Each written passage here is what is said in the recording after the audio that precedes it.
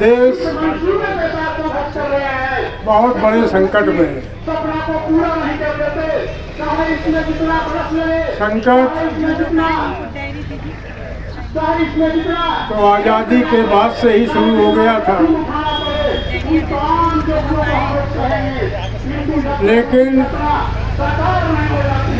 ब्राह्मणवादी प्रचार तंत्र के सामने इतनी झूठी खबरें जनता के बीच में लाई गई, इतना बवंडर मचाया गया कि जनता की असली तकलीफें दब गई और झूठा प्रचार लगातार जारी है। आज देश की हालत ये है कि देश कर्जे में डूब गया। जितना कर्जा मोदी सरकार आने के पहले देश पर था, मोदी सरकार ने देश को उन्नति के शिखर पर पहुंचाने का प्रचार किया और 10 साल में जितना कर्जा पहले था उससे 3 गुना ज़्यादा और भारत पर विदेशी कर्जा चढ़ा गया। कितना झूठ बोला गया, आज भी वो आदमी इतना झूठ बोल रहा है कि आतंकी हमले खत्म हो गए, जबकि रोज भारत के सैनिक मारे जा रहे कश्मीर में। इतना झूठा प्रचार यहाँ का गृह मंत्री करता है कि जितने घुसपैठिए बाहर से आए हैं हम उनको बाहर निकालेंगे, जबकि असली तस्वीर ये है कि 5000 आदमी भारत का रोज बाहर जा रहा है। इसलिए बाहर जा रहा है कि यहाँ उसको न सम्मान मिल रहा है न रोजगार मिल रहा है। और घुसपैठिए के अगर गिनती की जाए, वो आप मोटी मोटी गिनती हम आपको करवा दें कि आज से 70-80 साल पहले आजमगढ़, गाजीपुर, बलिया के गिरमिटिया मजदूर अंग्रेज यहाँ से ले गए थे पानी के जहाज पर अपने यहाँ मजदूरी कराने, और वहाँ जाकर सूरीनाम देश बन गया और एक और देश वहाँ टापू में ये बस गए। इतनी संख्या हो गई कि राष्ट्रपति है वहाँ, और दुनिया का छोड़िए अमेरिका जैसे देश की राष्ट्रपति भारत की कमला हैरिस बनने जा रही है। इनको आप क्या कहेंगे? घुसपैठिया नहीं कहेंगे। तो इतना झूठा प्रचार करते हैं, असली समस्या को हल नहीं करना चाहते और जनता का ध्यान भटकाने के लिए दुनिया भर की बातें करते हैं। इतना प्रचार किया, नोटबंदी कर दी बिना विचार के, और कहा भ्रष्टाचार खत्म हो जाएगा, काला धन खत्म हो जाएगा, विदेशी हस्तक्षेप, विदेशी घुसपैठिया सब बंद हो जाएंगे। और इतना बड़ा नुकसान देश ने उठाया नोटबंदी से, आज चर्चा नहीं करता कोई भाजपा का। मोदी तो बिल्कुल नहीं करता है। कहा हम 2 करोड़ सालाना नौजवानों को रोजगार देंगे, और बेरोजगारी रोज बढ़ रही है और बातें नहीं करता है। महंगाई मिटा देंगे, महंगाई बढ़ती जा रही है। तो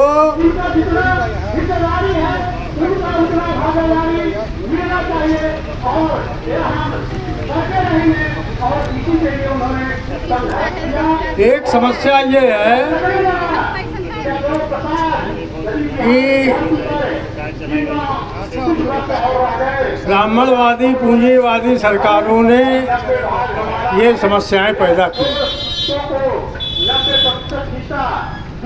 और आज इन समस्याओं के समाधान के लिए जो दलित पिछड़े नेता हैं वो उनको लकवा मार गए।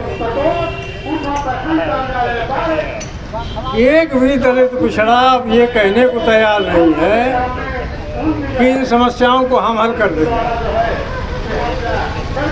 और ये बात जगदेव बाबू ने 1972 को बता दी थी कि देश के सारे दल सिद्धांतविहीन हैं और सिद्धांतविहीन राजनीतिक दल किसी मतलब का नहीं होता है, वो किसी समस्या का समाधान नहीं कर सकता। और इतना नहीं है कि इनको मौका नहीं मिला, इन दलितों पिछड़ों को मौका मिला, इनकी प्रदेश और केंद्र में सरकारें बनी, लेकिन इन्होंने अपना हित करने के अलावा एक भी समस्या का समाधान नहीं किया। इसलिए नहीं किया कि ये सिद्धांतहीन थे, इनके पास समस्या का कोई समाधान नहीं था। तो आज ये बात पक्की हो गई कि देश के जितने राजनीतिक दल हैं वो अपना हित तो कर सकते हैं, एक भी समस्या का समाधान वो कर नहीं सकते। और सही बात ये है कि जगदेव बाबू की हत्या इसीलिए हुई थी कि जगदेव बाबू ने देश से निरादर और गरीबी के समाधान का दस्तावेज बनाकर जनता के सामने पेश कर दिया। ये ऐसी वैचारिक क्रांति थी कि ब्राह्मणवाद और पूंजीवाद 5 साल में खत्म हो जाता, लेकिन ये दलित और पिछड़े लोग इतने अपने स्वार्थ में मशगूल हैं कि इन्हें देश की या समस्याओं के समाधान की कोई चिंता नहीं। और ये बात महाबली दुश्मन ने जगदेव बाबू की हत्या कर दी और ऐसे नेता पैदा कर दिए जो कहने लगे जगदेव बाबू जो कर गए थे जगदेव बाबू के सपना हम पूरा कर देंगे।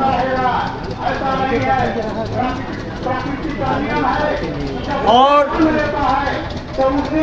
आज आप देख रहे हो किसी महापुरुष के पीछे चलने वाले 3 तरह के लोग। अरे भाई बात करना बंद करो या तो बाहर चले जाओ।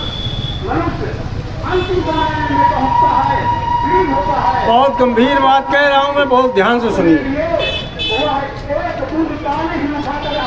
3 तरह के लोग होते हैं किसी महापुरुष के मरने के बाद उसके दावा करने वाले।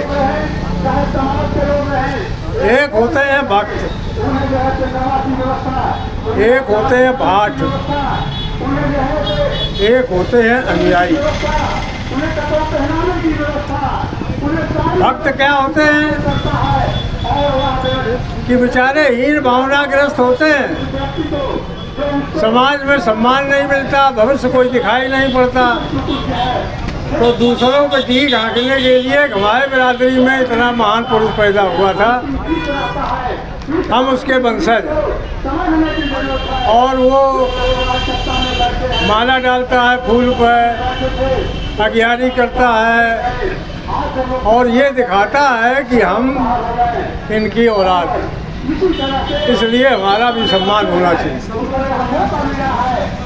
ये भक्त है।